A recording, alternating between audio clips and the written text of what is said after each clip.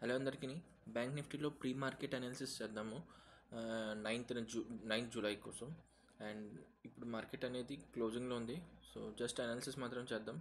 And మన target బీటీఎస్టీ ఏదైతే మనం తీసుకున్నామో, మీరు ప్రీవియస్ వీడియో చూసినట్టయితే బీటీఎస్టీకి మనం బుల్లిష్ అని చెప్పి మార్కెట్లో పెట్టాం కూడా వీడియోలో. సో దాని లాజిక్ కూడా మీకు ఆల్రెడీ ఎక్స్ప్లెయిన్ చేశాను. అండ్ ఆ టార్గెట్ హిట్ అయిందా లేదా అనేది కూడా మెన్షన్ చేస్తాను. ఓకే. అండ్ ప్రజెంట్ అయితే మనం డే టైం ఫ్రేమ్లో డే టైం ఫ్రేమ్ నుంచి చూసుకుందాం. మళ్ళీ ఒకసారి రివిజన్ చేసుకుందాం. డే టైం ఫ్రేమ్లో హైయర్ హై ఎక్కడి నుంచి రావట్లేదు, ఆల్ టైమ్ హై నుంచి కరెక్షన్ చేస్తుంది. సో మనం మినిమం డిస్కౌంట్ అంటే ఈ ఈక్విలిబ్రియం అని పెట్టుకున్నాం కదా, ఇది ఈ కింద పోర్షన్ అంతా డిస్కౌంట్ అండ్ పైన అంతా ప్రీమియం. సో మనం డిస్కౌంట్ వరకు వద్దామని చెప్పేసి ఎక్స్పెక్ట్ చేస్తాం. సో డే టైం ఫ్రేమ్ ప్రకారం అండ్ 1 అవర్లోకి వస్తే సేమ్ అదే. బట్ మనం ఎక్స్పెక్ట్ చేసింది అలా కుదరలేదు. ఇక్కడ చేంజ్ ఆఫ్ రేట్ అనేది ఇక్కడ హైయర్లో ఎప్పుడైతే బ్రేక్ అయిందో ఇక్కడ చేంజ్ ఆఫ్ రేట్ అయింది 1 అవర్ టైం ఫ్రేమ్ ప్రకారం.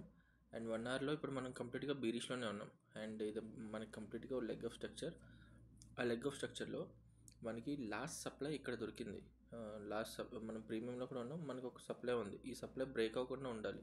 సో సారీ 1 అవర్ ప్రకారం అయితే ఈ సప్లై బ్రేక్ అవ్వకుండా ఉండాలి. అండ్ ఫైనల్గా అది బ్రేక్ అయింది. బట్ మనకి లోవర్ టైం ఫ్రేమ్లోనే ఆల్రెడీ ముందే మనకి బయర్స్ అనేది యాక్టివ్గా ఉన్నారని చెప్పి మెన్షన్ చేసింది. మనం ఆల్రెడీ ఇక్కడి నుంచి బయింగ్ చేసుకుంటూ వచ్చాము. అండ్ ఎండ్ ఆఫ్ ది డేకి నిన్న కూడా సెక్షన్ ఎండ్ ఆఫ్ ది డేకి మనం బీటీఎస్టీకి ఇక్కడ ఒక ట్రేడ్ తీసుకున్నాం. ఈ బ్రేక్ ఆఫ్ స్ట్రక్చర్ బ్రేక్ చేసి ఏదైతే 1 అవర్ సప్లై ఉందో దాన్ని మిటిగేట్ చేయడానికి అని చెప్పి పెట్టుకున్నాం target. And morning gap up open అయిన తర్వాత లాస్ట్ ఇది ఇప్పుడు టార్గెట్ రీచ్ అయిపోయింది కాబట్టి ఎగ్జిట్ తీసేస్తున్నాను. మార్కెట్ గ్యాప్ అప్ ఓపెన్ అయిన తర్వాత లాస్ట్ ఎవరైతే సెల్లింగ్ చేశారో వాళ్ళు ఫస్ట్ ఎగ్జిట్ చేసుకున్నారు ఆపరేటర్స్ అనేది. కాస్ట్ టు కాస్ట్కి కొద్దిగా ప్రాఫిట్ బుక్ చేసిన తర్వాత మార్కెట్ అనేది కంటిన్యూ అయింది. ఓకేనా. Gap up gap down open అయిన తర్వాత మ్యాక్స్ ఎప్పుడైనా ట్రెండ్ రివర్సల్గా ఉన్నప్పుడు ఆపరేటర్స్ ఎప్పుడు లాస్లో వాళ్ళు వదులుకోరు పొజిషన్స్ అనేవి. సో ఆ పొజిషన్స్ లాస్లో వదులుకోలేకే ఇక్కడ నుంచి మళ్ళీ ప్రాఫిట్ బుక్ చేసుకొని కంటిన్యూ చేస్తారు ట్రెండ్ని. బ్రేక్ ఆఫ్ స్ట్రక్చర్ని ఇక్కడ లెగ్ ఆఫ్ స్ట్రక్చర్ని బ్రేక్ చేశారు. సో హైయర్ బ్రేక్ అయిన తర్వాత ఎప్పుడు బ్రేక్ ఆఫ్ స్ట్రక్చర్ అయిన తర్వాత మనం బై చేయకూడదు. అక్కడ కరెక్షన్ వస్తుంది, ఎందుకంటే ప్రాఫిట్ బుకింగ్ వస్తుంది. ఒక లెగ్ని బ్రేక్ చేసిన తర్వాత ప్రాఫిట్ బుకింగ్ వస్తుంది. అండ్ మనం ఒక 1 అవర్ టైం ఫ్రేమ్ ప్రకారం ఒక సప్లైలో కూడా రీచ్ అయిపోయాం. సో రీచ్ అయిన తర్వాత మన 15 మినిట్స్లో చూసినట్టయితే నాది ఇదంతా కంప్లీట్ సప్లై. అండ్ ఈ సప్లైలో మనకి ఎక్కడ దగ్గర రిజెక్షన్ వస్తే మనం అక్కడి నుంచి ఎంట్రీ తీసుకుందాం అని చెప్పి వెయిట్ చేశా.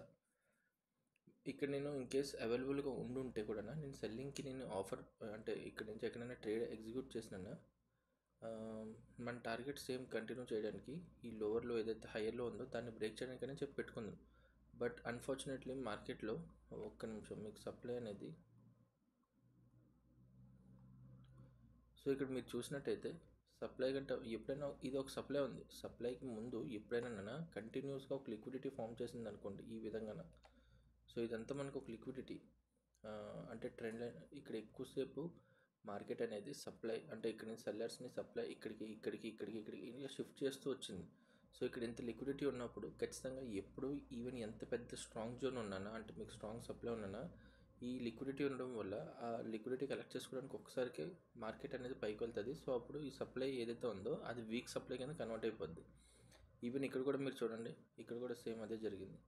మార్కెట్ ఫాలో అవుతున్నప్పుడు అంతా లిక్విడిటీ క్రియేట్ చేస్తూనే వచ్చింది ఇదంతా.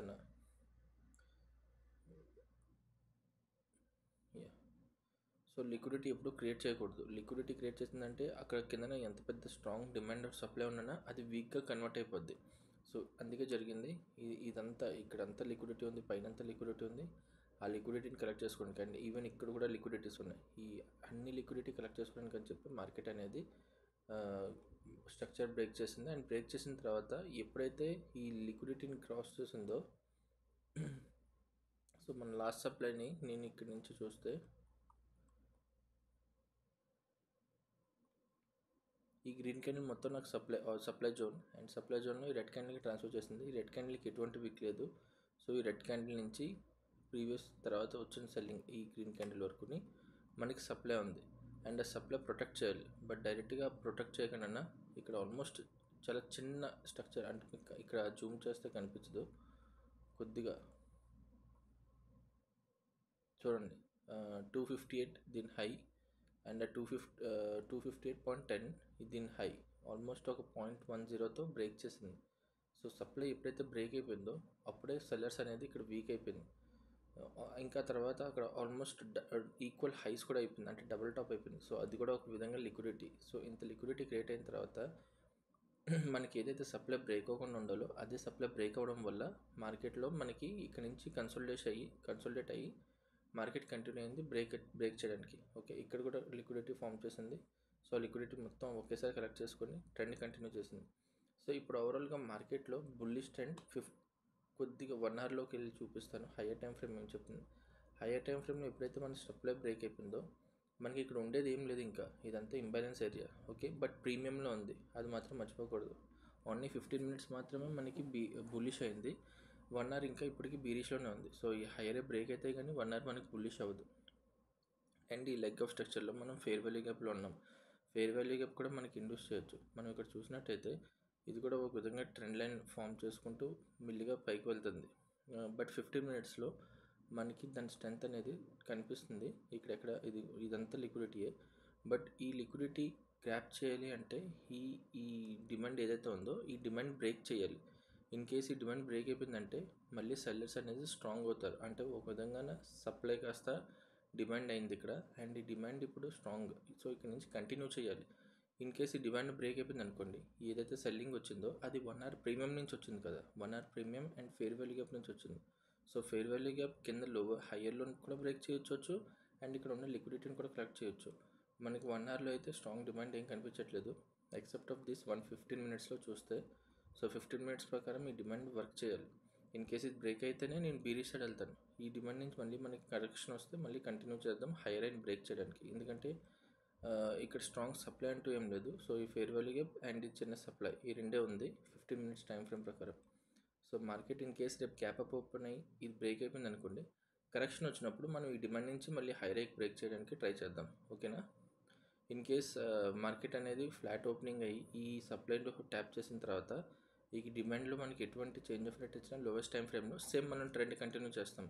అంటిల్ ఆర్ అన్లెస్ ఈ డిమాండ్ బ్రేక్ అయిపోయిందంటే అప్పుడు మనం రివర్సల్ ట్రేడ్కి అప్పుడున్న స్ట్రక్చర్ ప్రకారం ప్రైస్ డెలివరీ ప్రకారం మనం ట్రేడ్ ఎగ్జిక్యూట్ చేద్దాం. ఓకే, అంతే బ్యాంక్ నిఫ్టీలో. మరి రేపు కలుద్దాం.